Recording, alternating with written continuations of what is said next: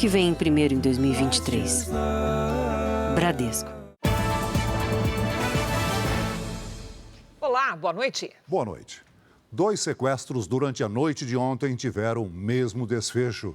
As vítimas acabaram com o crime saltando do carro em movimento, depois de avistarem viaturas policiais. A imagem registrada por câmeras de segurança assustou quem estava por perto. Eram 7h30 da noite. Uma mulher salta de um carro em movimento, escorrega e cai no meio da rua, bem perto de um carro da polícia. O que ninguém sabia é que ela, uma cuidadora de idosos, estava escapando de um sequestro e que dentro do carro estava o dono de uma empresa de 85 anos, paciente dela. Em entrevista ao repórter Tiago Gardinali, a vítima contou que os sequestradores queriam dinheiro e senhas bancárias e que não acreditaram na resposta dela. Mas nós não temos cartão mesmo, não usamos cartão, não usamos nada. Aí o proprietário falou, tem um dinheiro aqui no bolso, se vocês quiserem, você pode levar o dinheiro. E eu falei para ele, moço, leva o carro, pode levar o carro, a gente não tem dinheiro aqui. A partir daí, começaram as ameaças. Ele falou assim, mas não tem problema, quando chegar lá, a gente vai levar vocês para a favela, eu vou chegar lá, eu vou cortar os seus dedos. Durante o trajeto, eles cruzaram com 3 carros de polícia. Quando viu o terceiro, ela tomou a decisão. Pulei e abri a porta do carro. Aí foi quando a viatura parou de repente, né? Aí eu falei pra moça, ela falou, você tá bem? Eu falei, não, tô bem, corre, é um sequestro. Eu pedi pra correr atrás do carro. 2 homens foram presos em flagrante e levados para a delegacia. No fim da noite, um sequestro iniciado num bairro da Zona Oeste da capital paulista teve um desfecho praticamente igual aqui nesta avenida de Osasco, na região metropolitana de São Paulo. O sequestrado, funcionário de um restaurante de comida indiana, se atirou do carro em movimento para escapar dos criminosos. Este motorista de carro de aplicativo explicou que esperava pelo embarque do funcionário do restaurante quando foi abordado pelos sequestradores. Olhei para fora, o meliante já estava com uma PT 380 na minha cara. E o outro meliante eu não consegui ver, que deu o golpe e sequestrou tanto o carro como o passageiro. Me expulsaram do carro e levaram o carro embora junto com o passageiro. Os criminosos trocaram de carro 4 vezes. Policiais militares disseram que o funcionário foi espancado e obrigado a transferir dinheiro via Pix. E que no momento em que uma patrulha desconfiou do carro, os sequestradores tentaram fugir. Foi aí que o refém abriu a porta e pulou. Acabou esse veículo colidindo em outros veículos pela via, causando alguns acidentes, porém, metros à frente, conseguimos realizar a abordagem do mesmo. Haviam dois indivíduos criminosos aí dentro do veículo, um deles maior de idade, já com algumas passagens aí, problemas com a justiça. O outro menor de idade, um indivíduo de 15 anos, que também já havia sido apreendido aí por 2 vezes. Veja agora outros destaques do dia. Alexandre de Moraes determina prisões de ex-secretário de Segurança e ex-comandante da PM do Distrito Federal. Veja a lista de desencontros e falhas nos 10 primeiros dias do governo Lula. Inflação registra queda de mais de 40% em um ano. Justiça da Espanha aceita denúncia contra o jogador Daniel Alves. E na série especial, a história do jovem goleiro que chamou a atenção do São Paulo, mesmo perdendo de goleada.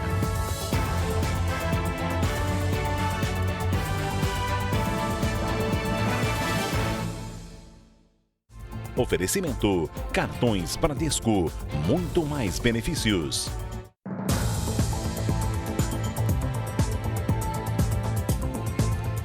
As medidas protetivas são ordens judiciais que têm o objetivo de garantir a segurança de pessoas que sofreram algum tipo de violência, geralmente violência doméstica.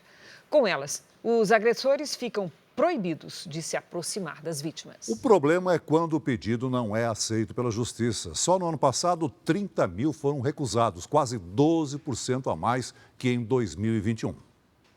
Eu troquei a fechadura da porta e ele tentou invadir, me ameaçou, pegou a faca e disse que ia me matar. O relato é de uma mulher que não quer mostrar o rosto. Foram 10 anos casada até que ela pediu a separação. O ex-marido não aceitou o fim do relacionamento. Foi aí que o pesadelo começou. Senti muito medo, me senti desprotegida, eu só queria ficar trancada. As agressões continuaram mesmo após a separação. Todas foram presenciadas pelos 2 filhos do casal. A mulher resolveu procurar a polícia, mas teve os pedidos de medida protetiva negados 4 vezes pelo Tribunal de Justiça de São Paulo. A medida protetiva pode ser solicitada por qualquer pessoa que, por algum motivo, se sente em situação de risco. O principal objetivo dessa ação judicial é garantir a segurança desse cidadão. No entanto, é preciso provar a ameaça e identificar o agressor, o que acaba se tornando um grande problema quando se trata de violência doméstica. Isso porque, na maioria das vezes, o crime acontece dentro de casa, sem nenhuma testemunha. Segundo o levantamento mais recente do Conselho Nacional de Justiça, no ano passado foram solicitadas mais de 460 mil medidas protetivas em todo o Brasil. Cerca de 345 mil foram concedidas, mas outras 30 mil foram recusadas, quase 12% a mais que em 2021. Para esta promotora de justiça, o judiciário precisa estar mais preparado e atento para acolher as vítimas. Principalmente os juízes que indeferem medidas protetivas, eles não têm conhecimento adequado do que é a violência de gênero, né? De como essa mulher chega numa situação de violência. Se ela não for bem acolhida, não for bem entendida ali no momento inicial do acolhimento, ela vai voltar para trás e vai continuar sofrendo violências cada vez mais graves até chegar a um feminicídio. Proteção que, quando demora, prolonga ainda mais a agonia e o medo. O que eu hoje mais queria nessa vida era paz, só paz. Paz na minha vida e que as autoridades olhassem um pouquinho mais para a mulher. O Tribunal de Justiça de São Paulo disse em nota que os juízes têm independência para decidir sobre os pedidos e reforçou que os advogados das vítimas podem recorrer das decisões. No Rio de Janeiro, um policial militar foi afastado da corporação acusado de executar um homem suspeito de pertencer ao tráfico de drogas. Ele já havia se rendido. O PM diz que respondeu a uma agressão. A Corregedoria da Polícia Militar e a Polícia Civil investigam o caso. Assim que a polícia chega na entrada da comunidade em Volta Redonda, no interior do estado do Rio, os suspeitos fogem. 2 conseguem escapar. O terceiro dá a volta no carro, joga a arma no chão e levanta os braços em sinal de rendição. Acuado, põe as mãos sobre o veículo. No canto do vídeo, aparece um outro homem. Ele saca a arma e dispara 3 vezes a queima-roupa. Uma execução. A paisana, quem recolhe a arma, é um policial militar que pertence à inteligência da PM. Aqui, ele age disfarçado de prestador de serviço de uma empresa de energia. Minutos depois, uma parente do suspeito assassinado se aproxima. O policial, autor dos disparos, pega um chinelo e joga contra a mulher.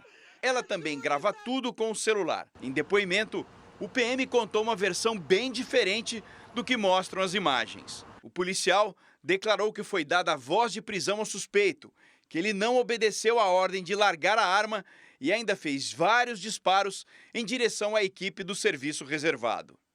O agente de segurança disse que revidou a injusta agressão. A versão incompatível com o teor das imagens foi o suficiente para o comando da PM afastar o policial e apreender a arma usada no crime. O agente será novamente interrogado na delegacia e a Corregedoria da Polícia Militar já abriu uma investigação. A Polícia Civil apura se as câmeras que registraram o crime fazem parte de um sistema de monitoramento do tráfico de drogas, que controla não só a ação policial na comunidade, como a atividade do movimento nas bocas de fumo. O objetivo é ter acesso ao material não editado. As imagens, sugerem um homicídio, uma execução.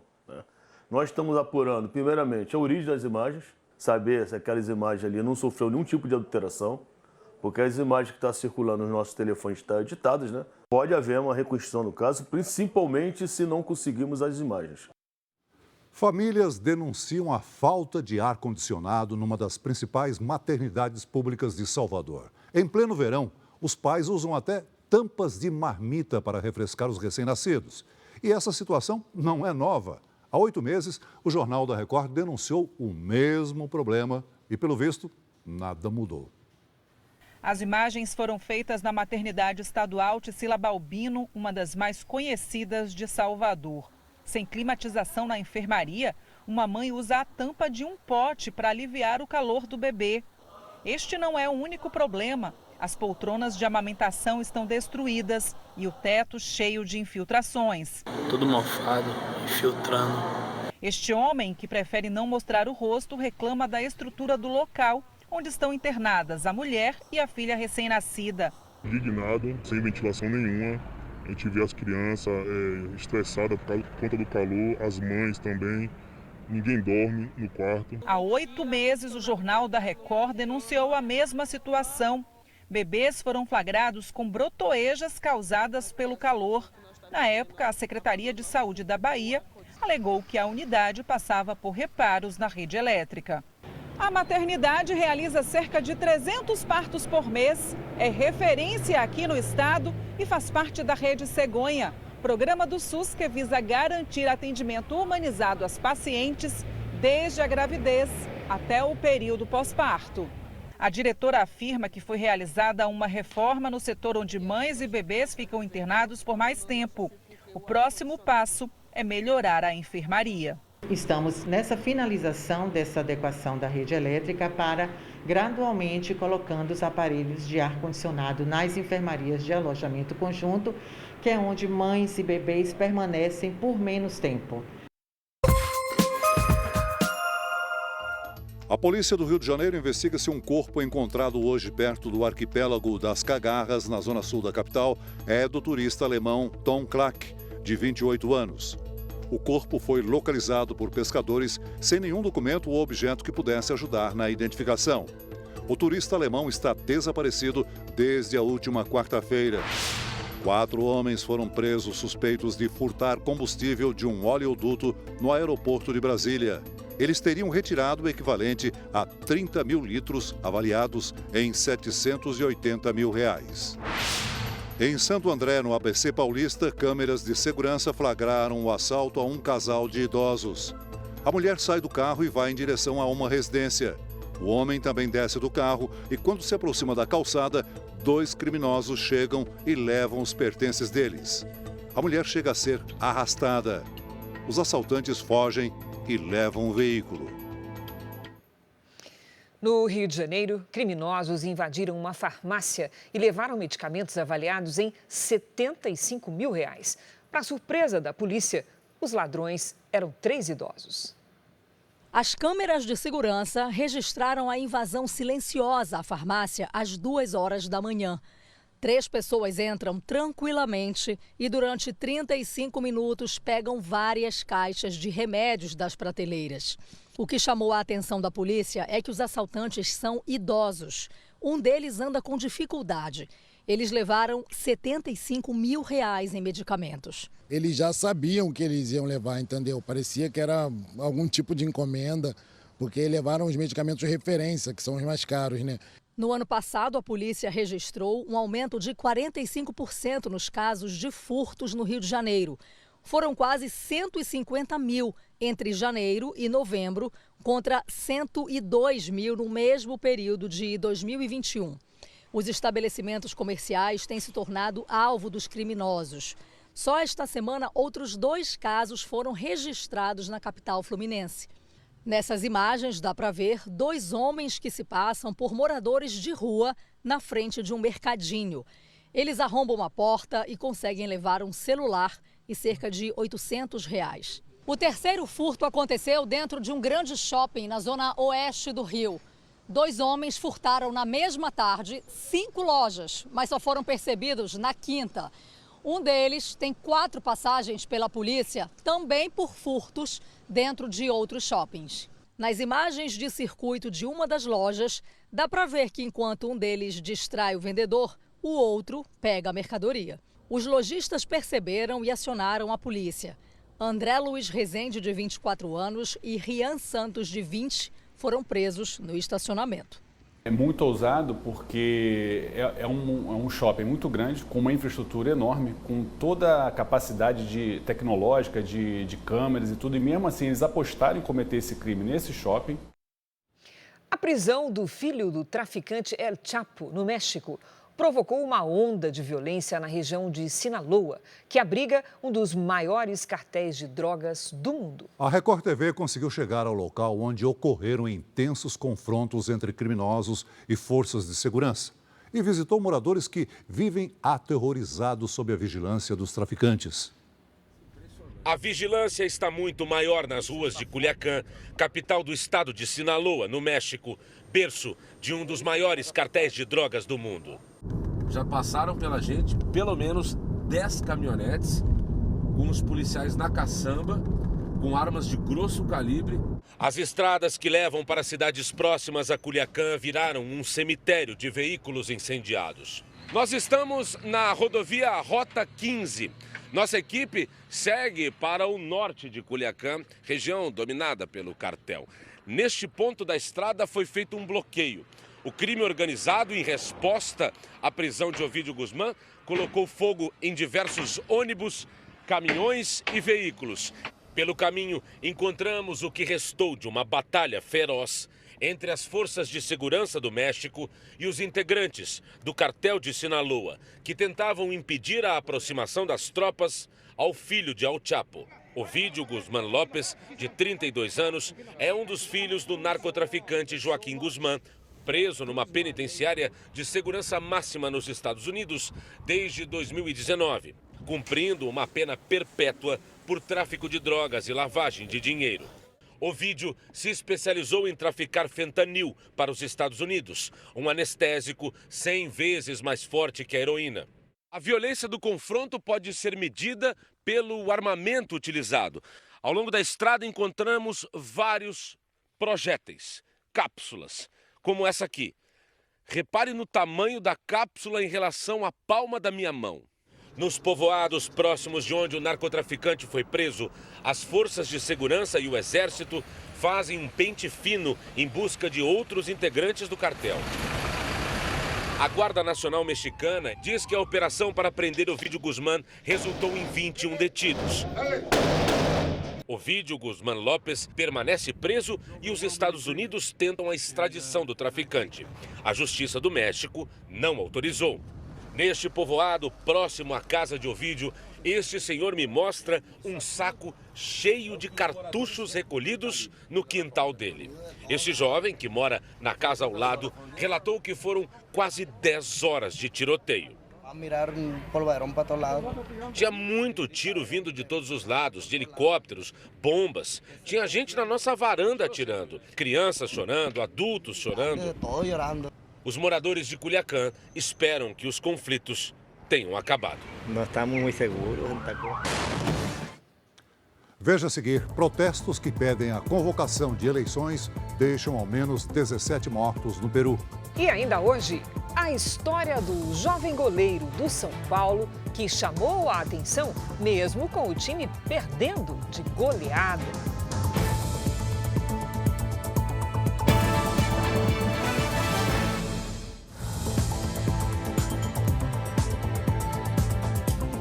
Comprar o material escolar agora em janeiro vai pesar ainda mais no bolso dos pais. O preço dos itens de papelaria, como lápis e caneta, subiu mais de 12%, quase o dobro da inflação registrada no ano passado.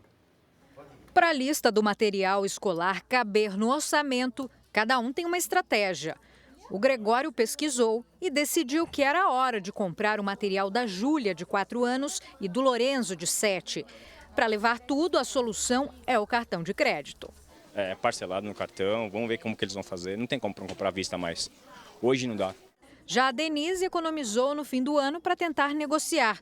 Mesmo assim, a mãe da Laura levou um susto com os preços. E o que pesa mais no material escolar agora nesse período? Os livros. Os livros são os mais caros. Está bem mais caro, bem mais caro mesmo. Os artigos de papelaria tiveram um aumento de mais de 12% no ano passado, comparando com 2021, o que é praticamente o dobro da inflação, segundo o IBGE. Quem vende sente que o cliente está cada vez mais exigente e quer preço mais baixo. Antigamente o cliente chegava, dava a lista, eu quero do melhor. Não tem mais isso não. Então o pessoal está fazendo cotação mesmo. Para Carolina, a alternativa para diminuir os gastos foi trocar. Há 3 anos, ela criou um grupo de mães para reaproveitar os livros didáticos e o uniforme das filhas. Hoje ela e mais 2 amigas coordenam voluntariamente um grupo que só aumenta e gera muita economia. O valor do item usado pode ser até 70% menor que o preço de um novo. Tem gente que não conhecia, quando conhece se apaixona. Aí vê, aí coloca minha amiga, coloca minha cunhada, assim, eles são muito de indicar. Uma mãe vai falando para outra, vai pedindo e vai entrando. Diminuir os gastos com o material escolar neste começo de ano é assunto para a nossa Patrícia Lage, que tem sempre dicas preciosas para a gente. Oi, Pati, boa noite. Desafio, né? Sempre um desafio novo, né, Cris? Boa noite para você, para o Celso, boa noite para você de casa. Esse grupo de troca que acabamos de ver na reportagem é uma ótima dica para economizar. Mas na falta dessa iniciativa, a primeira tarefa é comparar os valores. Segundo uma pesquisa feita no Rio de Janeiro, a oscilação de preços é enorme. A maior delas foi na borracha, encontrada por 40 centavos em uma loja e por mais de R$ 5,00 em outra. Já as caixas de lápis variaram de R$ 4,99 a quase R$ 50,00. Olha, Paty, com os filhos em casa durante a pandemia, foi até possível aproveitar parte do material, mas agora todo mundo voltou para as aulas presenciais. Como é que faz? Vai querer tudo novo, né, Cris? Com certeza, eu também quereria. Não é? Agora o comércio conta com isso para fazer crescer as vendas neste ano, mas o consumidor precisa ter estratégia. Uma dica é que os pais proponham aos filhos a compra dos materiais que eles já têm. Funciona assim: separe tudo que está em boas condições e pesquise os preços de cada item. Depois some o total e ofereça um valor menor para que o material seja reutilizado. Por exemplo, se a soma der R$ 100, ofereça 50. Você economiza bastante, seu filho recebe um incentivo e ainda aprende que conservar vale a pena. Outra dica é não comprar tudo agora, no início do ano, quando os preços estão mais altos. Dê preferência ao que será utilizado no primeiro bimestre e compre o restante ao longo do ano, quando os preços tendem a voltar ao normal. E atenção, as escolas não podem obrigar a compra da lista completa. Por isso, se informe sobre os itens mais urgentes. E quanto aos livros que pesam aí no orçamento, veja se a escola promove feiras de troca. Você doa os livros do ano anterior em troca dos que precisa para este ano. Cris. Feira de troca de livro é excelente ideia. Tudo de bom. Obrigada, Paty. Nos Estados Unidos, advogados encontraram num escritório particular de Joe Biden documentos sigilosos da época em que ele era vice-presidente. O local era usado por Biden em Washington. Os documentos foram encontrados em novembro do ano passado. A Casa Branca afirmou que os papéis foram devolvidos aos arquivos ainda em novembro e que o Departamento de Justiça foi acionado. O ex-presidente Donald Trump é investigado num caso semelhante. Ele teria levado documentos para casa depois de deixar a presidência do país, o que é proibido pela Constituição.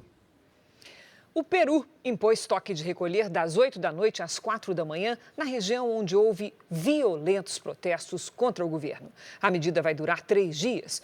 Ontem, ao menos 17 manifestantes e um policial morreram durante os confrontos.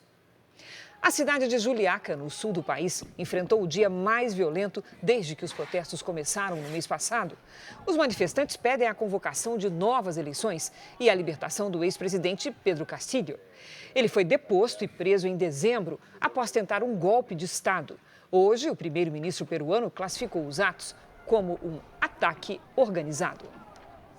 Veja a seguir, presidente Lula enfrenta instabilidade econômica e desgaste de ministros em 10 dias de governo. E veja também, bombeiro confunde gata de estimação com jaguatirica e solta o animal numa mata de Belo Horizonte.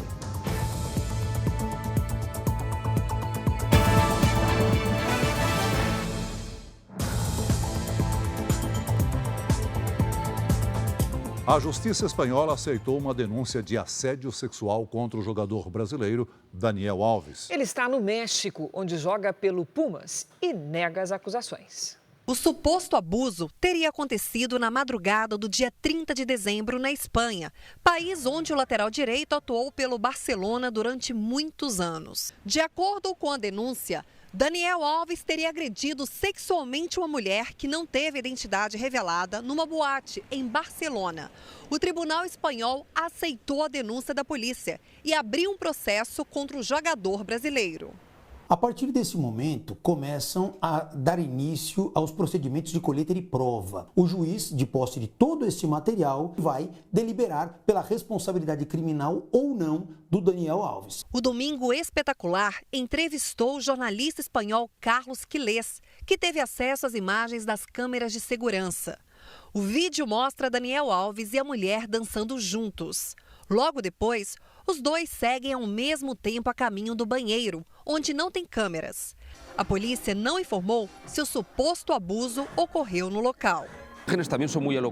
Ali as imagens também são muito evidentes. A jovem não dá a impressão de ter sido agredida. Ela está vestida normalmente, sorri inclusive e conversa com todos tranquilamente. Mas depois que o brasileiro vai embora, uma câmera flagra a jovem aos prantos. Ela chora desesperadamente, afirma que Daniel Alves abusou dela de forma superficial. Daniel Alves nega o crime. Bom, primeiro eu gostaria de desmentir todas essas acusações que estão circulando aí com meu nome. Eu sou uma pessoa que eu gosto de dançar, que eu gosto de desfrutar, mas sempre mantendo uma distância, sempre mantendo respeito com as pessoas que estão no mesmo local. Os contribuintes já estão habituados a pagar os impostos de começo de ano, o IPTU e o IPVA, para quem tem automóvel. Mas é bom ficar atento porque criminosos aproveitam a situação para enviar boletos falsos com cobrança de impostos. Não tem jeito. Chegou a alta temporada dos boletos.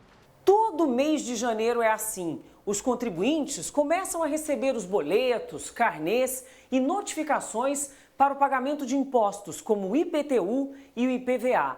É justamente nessa época que a atenção deve ser redobrada, porque os golpistas também aproveitam o mês de janeiro para mandar para sua casa boletos como esse aqui, falsos e com descontos muito atraentes. O barbeiro Marcelo recebeu quase ao mesmo tempo uma notificação de cobrança de IPTU por e-mail e logo em seguida um carnê pelo correio em casa. Aí guardei. Na hora do pagamento que surgiu as dúvidas. No boleto constava uma parcela única de R$ 579, ou 10 de R$ 59, quase 50% a menos que o valor cobrado pela prefeitura. Tamanha diferença acendeu o sinal de alerta e Marcelo não fez o pagamento. O valor muito baixo. Pela parcela, que seria R$ 111, estava R$ 59. Muita diferença o valor. Aí a minha esposa falou, tem coisa errada. É um tipo de golpe que se intensificou ainda mais na pandemia. O envio de falsos boletos quase iguais aos verdadeiros. Uma vez que o pagamento é efetuado e o crédito é realizado nessas contas, se torna muito difícil para que a gente possa obter um ressarcimento e que a vítima possa reaver os valores que ela pagou indevidamente. Esse especialista em direito administrativo recomenda fazer pagamentos apenas nos sites dos órgãos oficiais, como os das prefeituras, por exemplo. Recebeu eletronicamente, faça uma checagem, confira se o CNPJ bate, se os dados do emissor batem e faça uma conferência. No caso do IPVA, as regras são diferentes para cada estado. Em São Paulo, por exemplo, o imposto pode ser parcelado em até 5 vezes, com desconto de 3% na cota única. Além do portal da Secretaria da Fazenda, os proprietários de veículos podem conferir o valor na rede bancária. Basta informar o número do Renavan. Eu ia me atentar quando? A hora que a prefeitura mandasse um recado para mim, viu? Você está na dívida ativa. Porque eu não estaria pagando IPTU. A inflação brasileira caiu mais de 40% entre 2021 e o ano passado. Mesmo assim, ficou acima da meta estabelecida pelo Banco Central. Os dados foram divulgados hoje pelo IBGE. Uma vez na semana, a Valda vai ao mercado. Ela mora sozinha e prefere não estocar os alimentos por muito tempo. Gasta por mês em torno de R$ 500 com as compras. De vez em quando eu procuro gastar um pouquinho menos, que realmente está muito caro, tudo. Não dá mais para a gente comer aquilo que gosta, né? Então, como já viajei bastante, eu digo que para sobreviver a gente vai dançando daqui, dançando dali, se virando. Para conseguir pagar as despesas, ela complementa a aposentadoria dando aulas de dança. No supermercado, faz ginástica para conseguir encher o carrinho. Um balanço divulgado hoje pelo IBGE mostra que a inflação oficial fechou o ano passado com alta de 5,79%. E os itens do grupo alimentação e bebidas foram os que mais aumentaram de preço. A cebola foi o alimento que teve a maior alta, mas a lista dos itens que ficaram mais caros em 2022 é longa. E inclui batata inglesa, leite longa-vida, frutas e ele, um dos favoritos em todo o país, o pão francês. Depois do grupo alimentação, a maior alta foi na saúde e cuidados pessoais. Os índices que mais subiram foram aqueles que as pessoas mais precisam. Saúde e educação, comprar remédios e comprar comida, que eles não têm outra alternativa. Segundo o IBGE, o único grupo que apresentou queda foi o de transportes, influenciado principalmente pela redução nos preços dos combustíveis. Entre 2021 e 2022, a inflação caiu mais de 40%. Foi de 10% para 5,79%. Mesmo uma redução tão grande não foi o suficiente para o índice cumprir a meta estabelecida pelo Banco Central. Segundo os especialistas, as razões para isso estão mais no exterior que no Brasil. A explicação para essa subida, todos nós sabemos. A guerra da Ucrânia é uma delas e o próprio processo da pandemia é outro. A Val dança conforme a música e segue com a ginástica no mercado para garantir comida no prato. A gente vai substituindo, essa é a verdade, né? Por exemplo, eu adoro manga, mas se a manga tá cara, eu levo só banana e a laranja. Aí eu vejo a fruta da época, tá mais em conta, eu levo aquela. Pronto, e assim a gente vai sobrevivendo.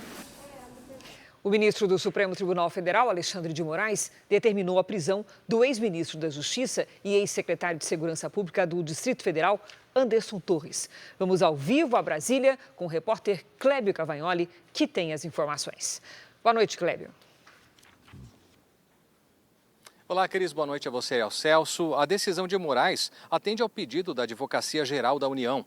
Anderson Torres ainda está em viagem aos Estados Unidos, mas deve ser preso assim que chegar ao Brasil. Torres é investigado também a pedido da Procuradoria-Geral da República, por suposta omissão nos atos que causaram destruição nos prédios dos três poderes. Hoje, o interventor da segurança no Distrito Federal acusou o ex-secretário de sabotar o esquema de segurança da capital federal. Torres já havia divulgado uma nota ontem em que negava a conivência e classificava os atos como barbárie. Hoje, a defesa dele afirmou que ele não agiu de má fé e não esperava que os atos seriam violentos. No fim da tarde, agentes da Polícia Federal fizeram uma operação de busca e apreensão na casa de Torres. Um celular dele foi apreendido. Ainda não há informação de quando ele pretende voltar ao Brasil. Cris, Celso. Obrigada, Clébio. O ex-ministro Anderson Torres disse numa rede social que voltará ao Brasil para se defender. O comandante da Polícia Militar do Distrito Federal, durante os ataques de domingo, foi preso também por determinação do ministro Alexandre de Moraes.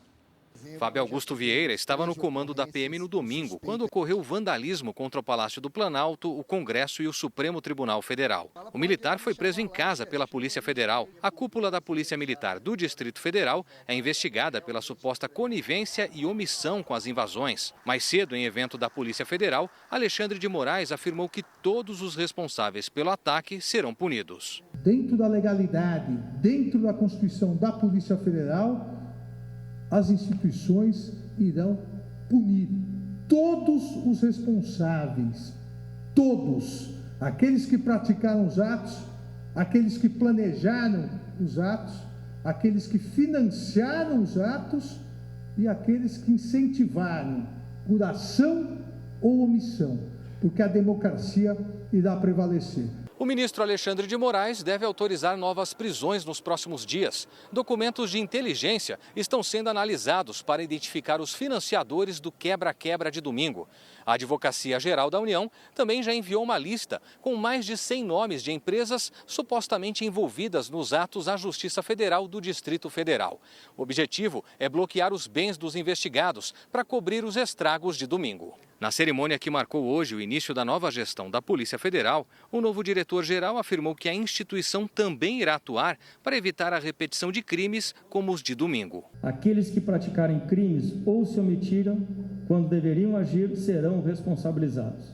A Polícia Federal, no limite das suas responsabilidades, não irá tolerar ataques à democracia.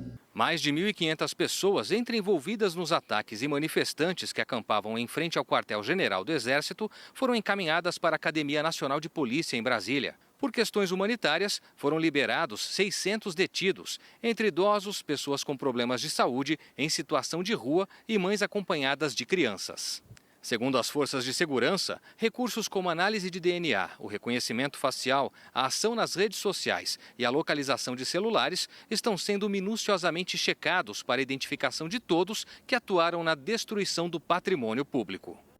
A Polícia Federal divulgou agora há pouco o número atualizado de presos. Até agora, 712 pessoas foram presas por participação nos atos de vandalismo do último domingo. Equipes da presidência ainda trabalham no Palácio do Planalto 2 dias depois dos ataques. A perícia ainda não terminou na sede do governo brasileiro.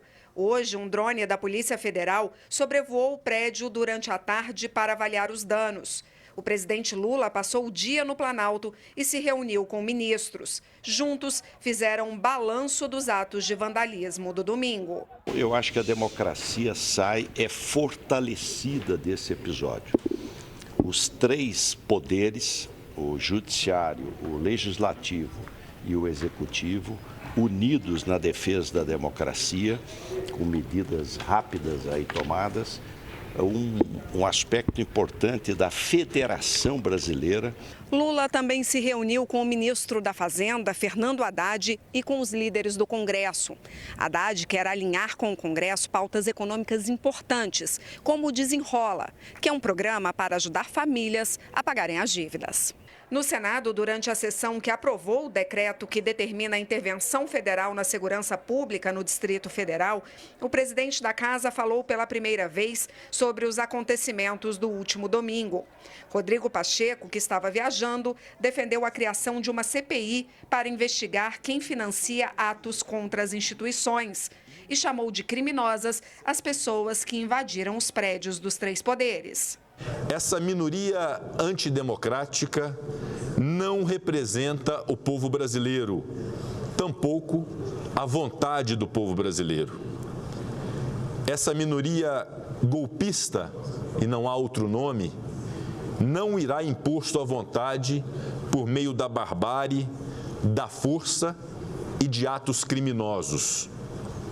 Essa minoria extremista será identificada, um a um, investigada e responsabilizada, assim como seus financiadores, organizadores e agentes públicos dolosamente omissos.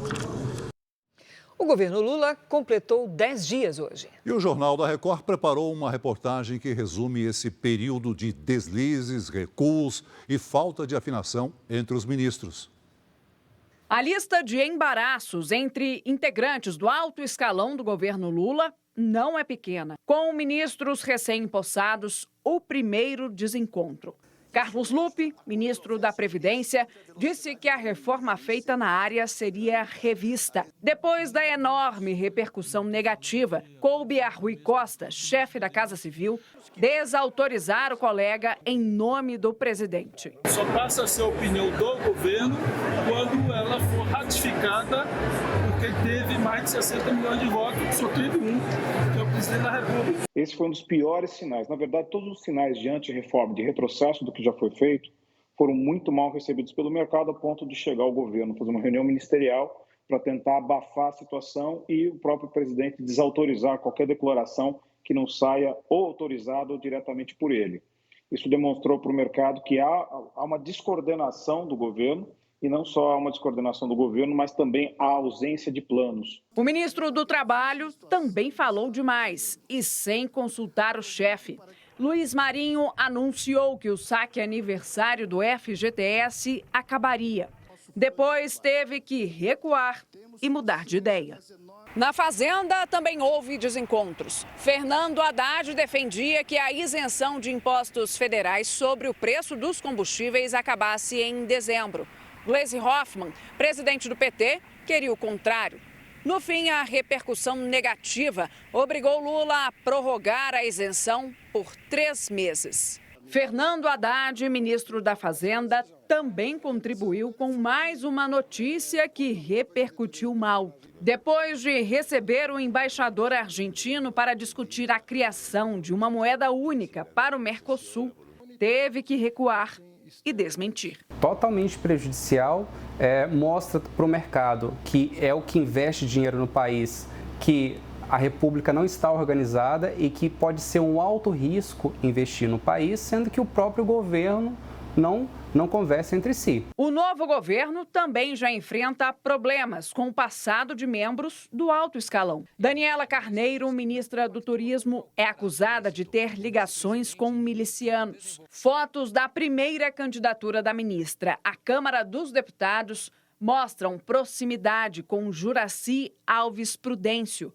conhecido como Jura, acusado de ser chefe de uma milícia. A ministra diz que não compactua com qualquer ato ilícito. Além de Jura, a ministra também foi fotografada com outro suspeito de comandar uma milícia. Fábio Augusto de Oliveira, conhecido como Fabinho Varandão, é réu em um processo que investiga um grupo paramilitar do Rio de Janeiro. Decisões administrativas também mostraram desorganização. O governo editou medida provisória que retirou da Agência Nacional de Águas a competência para regular obras de saneamento básico, o que causou desconforto e preocupação no mercado. Agora, o governo avalia voltar atrás.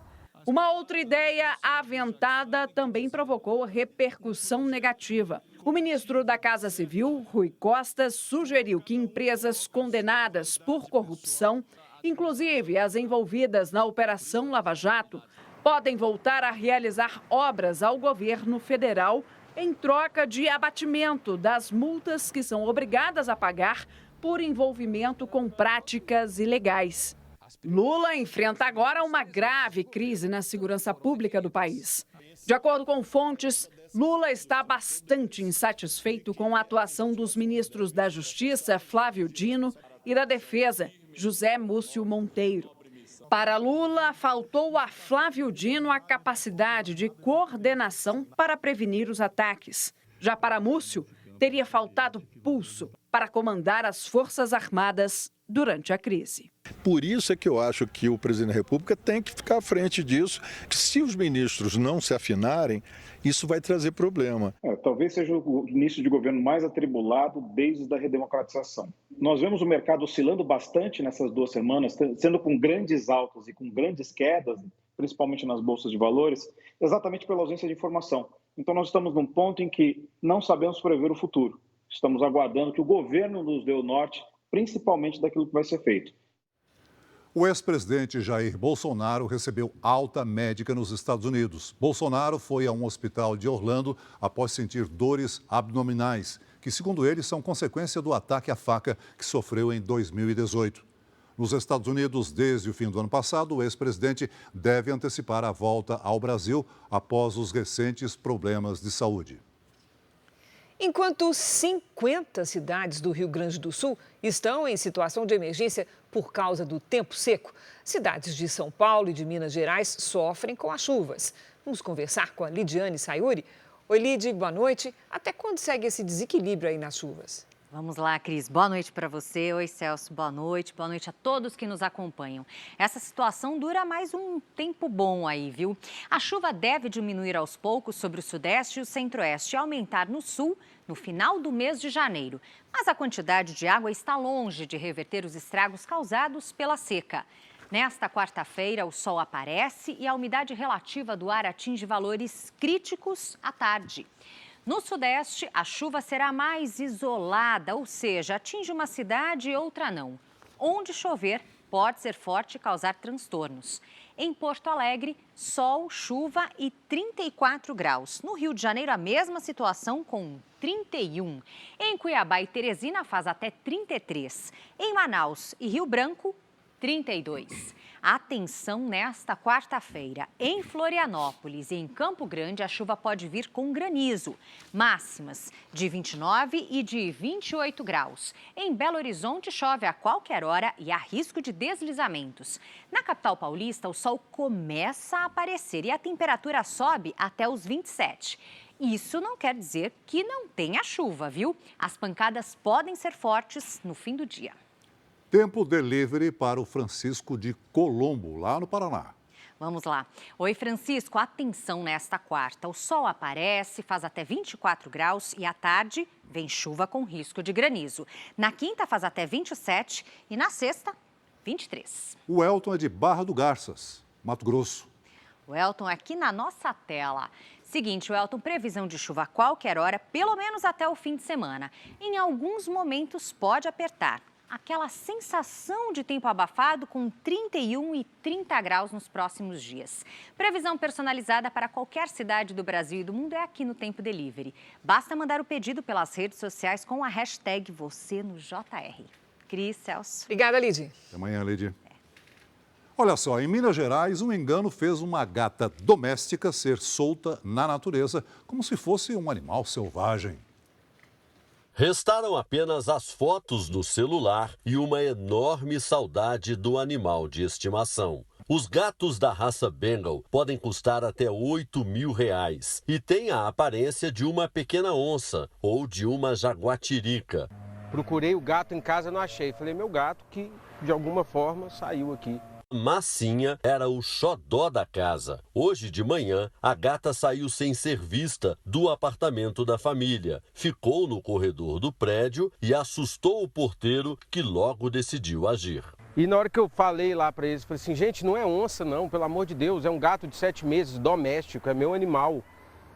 O porteiro já tinha chamado o corpo de bombeiro já tinha entrado no prédio, já tinham classificado o animal como um gato selvagem, levado o animal. A gata foi solta nesta área particular, dentro de um bairro residencial. O tutor do animal ligou para os bombeiros, que voltaram ao local e procuraram o filhote por quase 1 hora e nada. Ansioso com a falta de notícias, o proprietário pediu ajuda a uma universidade particular, que mandou especialistas para tentar o resgate. Foi uma tarde inteira de buscas por pegadas ou algum outro vestígio. Um drone e até um outro gato foi usado. Às vezes ela escutando, ele miando, ela vem, né? Como médico veterinário, o tutor sabe que a cada minuto que passa, diminui a chance de um animal doméstico sobreviver numa mata silvestre. Em nota, o Corpo de Bombeiros disse que identificou que não se tratava de uma onça e, como apresentava características como um gato do mato, foi solto em local mais afastado, fora do condomínio, em uma área de mata, conforme o protocolo padrão. Fico na expectativa de achar a gata. Vamos falar de esporte? Os fãs puderam hoje dar o último adeus a um dos grandes goleadores do futebol brasileiro. A Milena Ciribelli está com a gente e tem mais informações. Boa noite, Milena. Boa noite, Cris, Celso, boa noite a todos. Pois é triste, né, a despedir de mais um craque do nosso futebol. O Roberto Dinamite deixa marcas históricas e foi admirado por torcedores de todos os clubes. Hoje, os vascaínos se despediram de seu maior ídolo. O corpo do ex-jogador saiu do estádio São Januário e foi levado no caminhão dos bombeiros até um cemitério em Duque de Caxias, na Baixada Fluminense, cidade onde ele nasceu. O percurso foi acompanhado por centenas de torcedores. Roberto Dinamite morreu no domingo, aos 68 anos, vítima de um câncer no intestino. Bom, agora vamos falar de Campeonato Paulista, que começa neste fim de semana aqui na tela da Record TV. E o Tricolor inicia a temporada querendo voltar à final do Paulistão. E dessa vez, de preferência, vencer, né? Entre os reforços estão o goleiro Rafael, que ao lado do Jandrei disputa a titularidade no gol tricolor. Mas lá em Cotia, na base do São Paulo, um jovem sonha com essa posição. E olha que ele se destacou de um jeito nada comum. Tomou 8 gols numa mesma partida. Vamos entender essa história.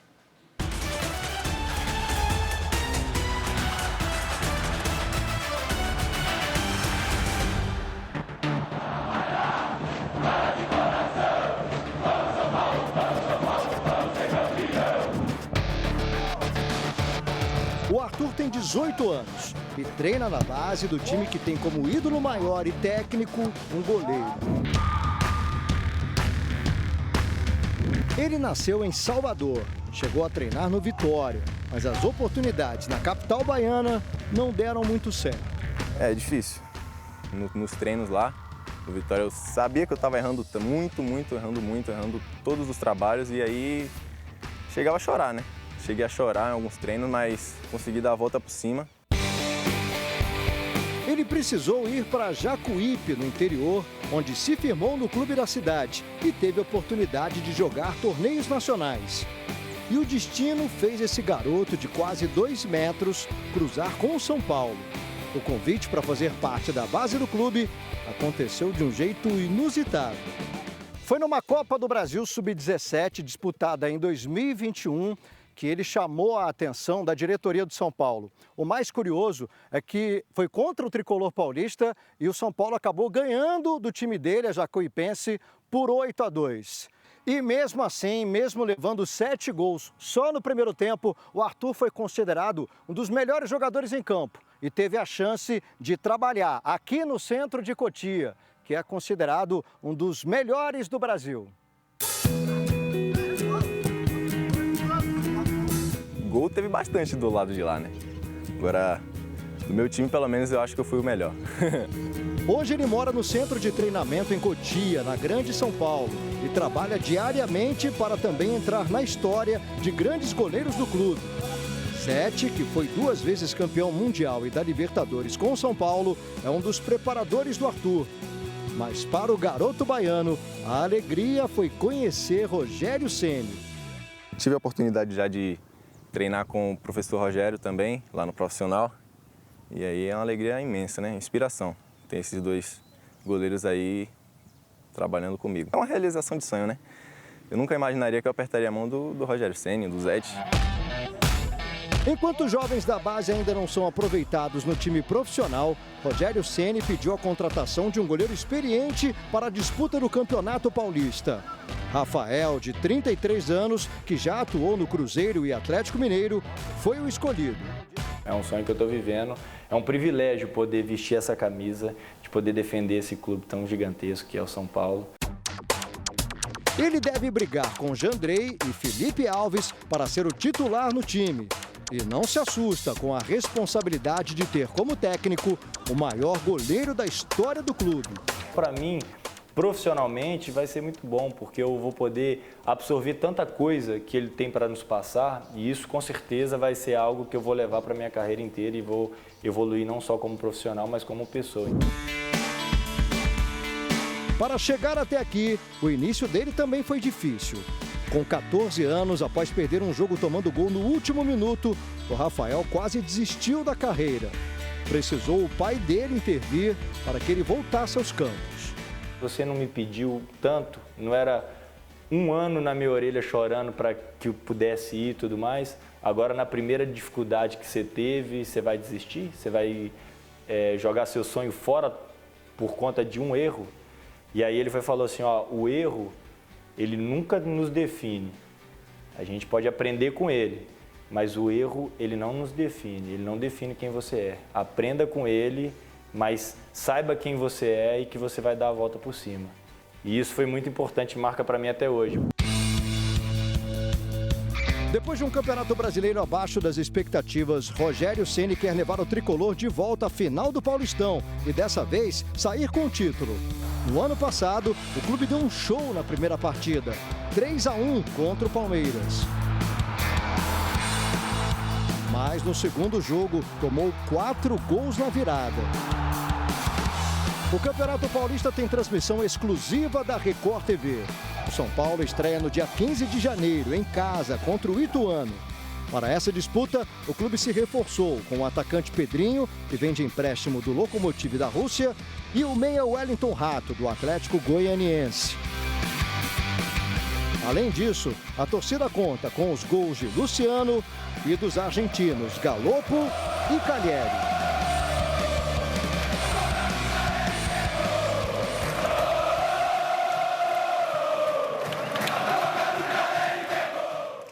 Boa sorte para o São Paulo neste Paulistão. Agora, uma notícia para a torcida corintiana. O atacante Yuri Alberto, que estava emprestado pelo Zenit da Rússia, fechou o contrato e deve jogar no Timão até 2027. Os corintianos estão sorrindo, felizes da vida, né? É isso aí, Cris, Celso. Eu volto amanhã com outras notícias do Paulistão. Boa noite. Até amanhã, Milena. Obrigada. E uma última e ótima notícia. Sabe aquela gatinha que foi confundida com uma onça? Estava desaparecida? Ela foi encontrada e já voltou para casa lá em Minas Gerais. Depois que ela crescer, nós vamos tirar a teima. Sim. O Jornal da Record termina aqui. A edição de hoje na íntegra e também a nossa versão em podcast estão no Play Plus e em todas as nossas plataformas digitais. E à 00:30 tem mais Jornal da Record. Fique agora com a novela Jesus. E logo depois de Amor Sem Igual, tem A Lei e o Crime. Ótima noite para você. Boa noite.